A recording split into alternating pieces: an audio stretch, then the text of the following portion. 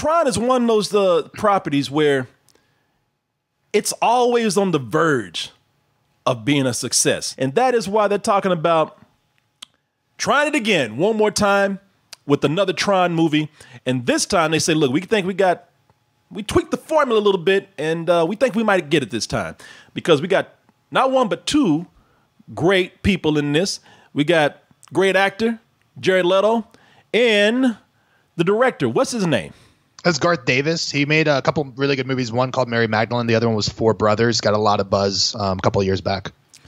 So I got some thoughts about what they're doing with this and how I think they should continue, but how they're getting it all, at least in my opinion, and you know, what the hell do I know, how they're getting this all wrong.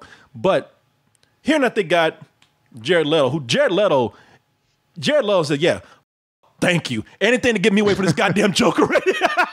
A lot of people are giving Jared Leto a lot of shit because of his portrayal of the Joker, which if anybody has seen David Ayer in his new movie, David Ayer directed Suicide Squad, which gave us his Cholo Joker. That was not Jared Leto's fault. That was David Ayer and his mental problem for wanting to be a Mexican. It's a Mexican Midas touch. Yeah.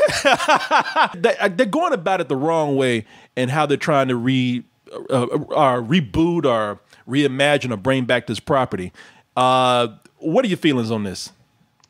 My feelings on it are this, which is I actually really go to bat for Tron. When I was a stuck-up little snob kid, I used to think it was really, really bad. And then you go back when I was preparing for this story even, seeing some of the effects, like, yeah, they don't look great, but they also haven't aged a day from what they were doing. They did everything opposite of the first movie, but just didn't ground it in anything resembling, like, character moments. When I think about a third one of these movies, I think it's good that they're going in a different creative direction, number one. No offense to Joseph Kolnowski who directed it, but it's just like he didn't seem to have a grasp on the emotion, the characters in that story. And Jared Leto, for how I feel about him personally, he is a really wonderful actor, right? So it's like it's got pedigree, but that doesn't mean they figured out what to do in this world. So when you say you have a couple ideas, I'm like, I'm all ears, man.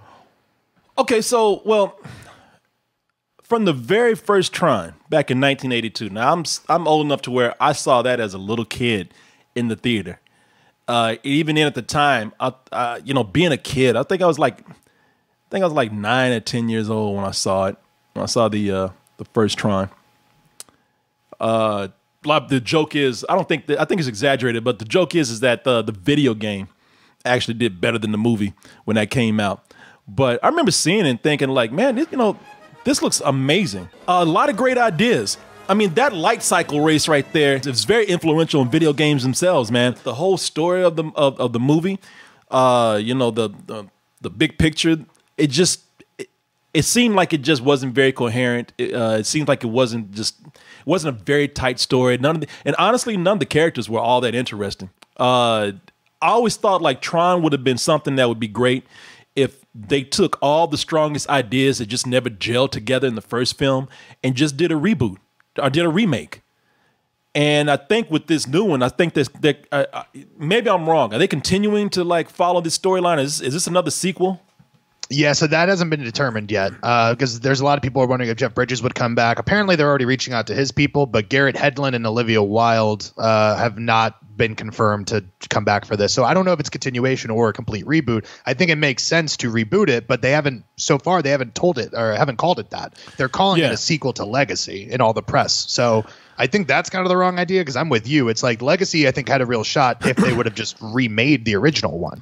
But instead, you kind of tried to please the fans of the old while branching out to do something new, and it didn't really please anyone. I know it has its fans, but by and large, it's not considered this like game changer because if it was, it would have had a sequel before 10 years from now. If they had done something like a way more cooler and advanced Osmosis Jones kind of idea, where the outside world, we're clearly human beings and whatnot, but when you go into the computer, everything is CG animated. Everything, the humans are slightly twisted and off. You could keep that neon fluorescent glow theme that you have on, but things could be a little more twisted as well as sleek. The movies themselves aren't big enough properties to push the outside spinoffs that they got. Do you remember Disney trying to do a show back in, I think it was 2012?